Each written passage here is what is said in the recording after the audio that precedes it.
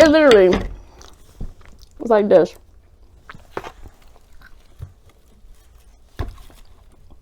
You don't feel that?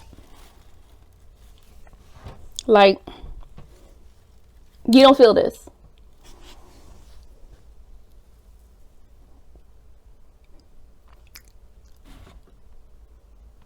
Okay.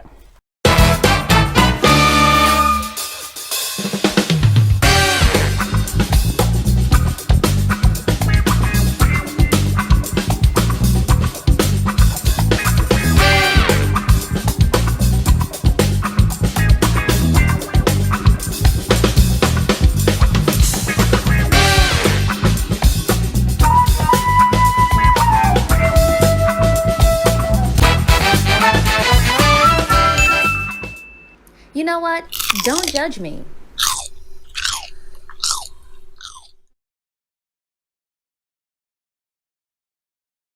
Jessica and Mark. All right. Jessica, she's not 34. I don't care what you say. She's not 34. Have you seen her eyes? Have you seen this part of her eyes? No. Like, the rings under her eyes is like the rings like in a tree. You cut it open, you can see how old it is, okay? And that don't say 34. That might say 44. Because there's absolutely no way I'm older than her. Yes, I did give away a little bit of my age, but I still doubt that you would guess how old I am. So she's not 34. That's a lie. And she has a drinking problem. Like, she is one of, like, she's a definition, honestly, of white girl wasted. She is. Because that, let me just tell you something. Like, he just said, and then, like, real touchy and handsy and, like, be all in your face. That is so typical. You be like, back up. Like, I hear you. Like, I got it. Please. Okay. Like, that's how she is when she drinks. And it's a bit much. And also, too, it's sloppy. Like, I'm the type of person, if I drink and I drink too much, guess what I'm doing? I'm going to excuse myself and then I'm going to go sleep in a corner. That's me. I have gone in my car. Like, I've been in a club, drank, I felt sleepy. First of all, wait, let me just tell you this. I don't know why people don't realize that alcohol is a downer, okay? I drink, I get tired, I want to go to sleep. I don't drink and get on top of tables. That's not my first reaction. My first reaction is to kick my feet up, let me lay back, and take a nap. That's me. So if I drink and I'm out, I might excuse myself, go in the car, and take a nap. I'm not trying to ruin no one else's fun. That's not me. But let me get a nap and let me regroup, and then we can continue to party. But her, she's sloppy and all over the place. And that poor damn Mark. How he didn't see it? I mean, it was slapping him all up in the face. Like, psh, psh, wake up. She don't want you. Like, have you not noticed that every time she get around Barnett, she don't want to talk to you after that? Now y'all just friends. She don't want to wear her ring. She don't want to sleep in the same bed. Like, you couldn't put two and two together? But hey, he's another one. Sticking it out for love. And he tried, but that was never ever going to work. And that also too goes back to, she did mention that, I get it about the age. He's 24. She's 64. I get it. Okay? And she mentioned it like 1,000 times. She's like, well, I'm 74 and he's 24 and it's never gonna work and the age difference, this and that. But then she also brought up the fact that He was just a personal trainer. And I think she said just. Now, there are personal trainers who make a lot of money. He may not be there yet. But again, still at the end of the day, he still is just 24. You've been on your job 30 years. You know, so of course you're gonna be making 6 figures. But also too, is that an indication of like a person's or a man's like worthiness?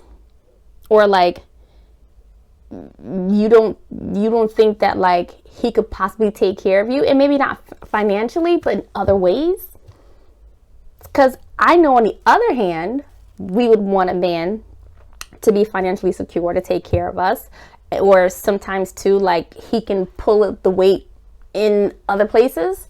So are we kind of that jaded, especially at her being 84? Like, her pickings is very slim. And then with her attitude, she gotta do something. She gotta do something. Because what she's doing is not working. So I feel sorry for Mark. I really wish I was rooting for him to have a girlfriend when he came back on the reunion show. And honestly, if I was him, I would have lied. I done saw on her face like, you know what? I met the most amazingest woman. Like, she's drop dead gorgeous. I probably would have said she was 44. And this is the happiest I've ever been in my life. And I would have looked her dead in her eyes. Like,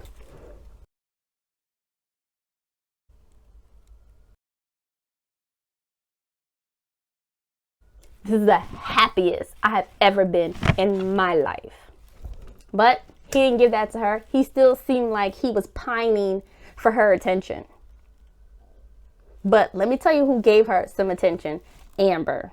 When Amber turned her shoulder and was looking her in her face and was like, "You're shiesty. You're so fake. Coming to my face like we were cool. You were so fake." I was like, okay. Barnett put his head down. He was so embarrassed. But no, she needed it because she was being slick. And see, and I don't like women like that. Like, that's when you deserve to get beat up. Let me just put this out there. I don't condone violence, but that one, you know, whatever would have happened to her as a consequence of her actions, it would have been deserved. But hey, she said she's growing from it. I don't know how much more growing she's going to do at 94. I really don't. Like, ma'am,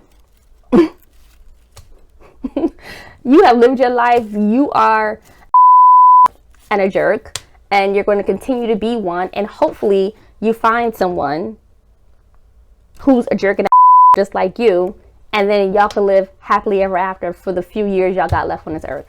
That's all I can say. But I almost forgot a couple. Is that damn Carlton and Diamond. Where do we begin with Carlton? And you know what the funny thing is, when he first got into the pods, I was like, he is real flashy and gaudy. And then it makes sense in hindsight. All of that is a facade and a cover up for his huge insecurities, right? He got all these issues, and it's really not even all these issues. The issue is one thing. Yes, it's a big thing, but there's a whole lot of people out there who don't have a problem with his situation.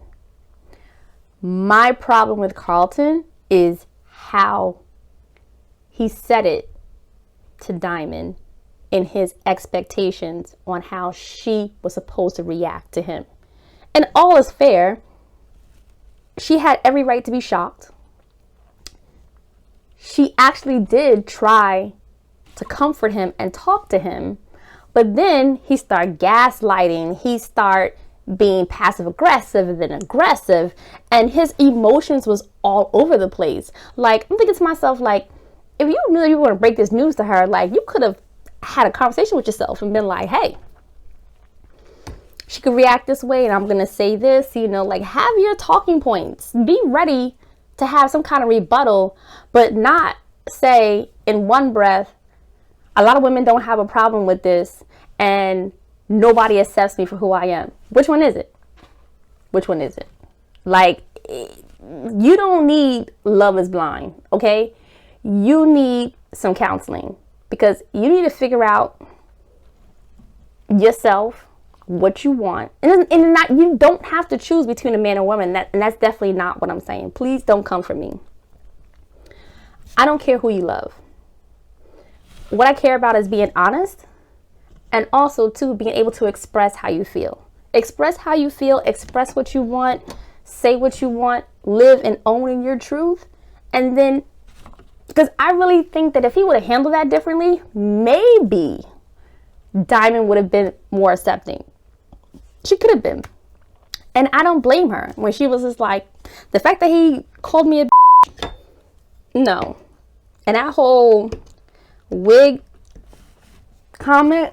Watch your wig, because it keeps sliding. It's been sliding since day one. I am? Your wig been sliding since day one. I'm not gonna lie.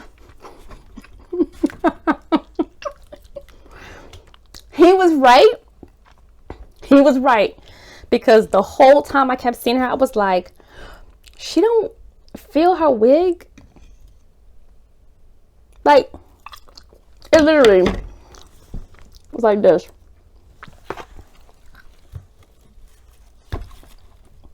You don't feel that? Like, you don't feel this.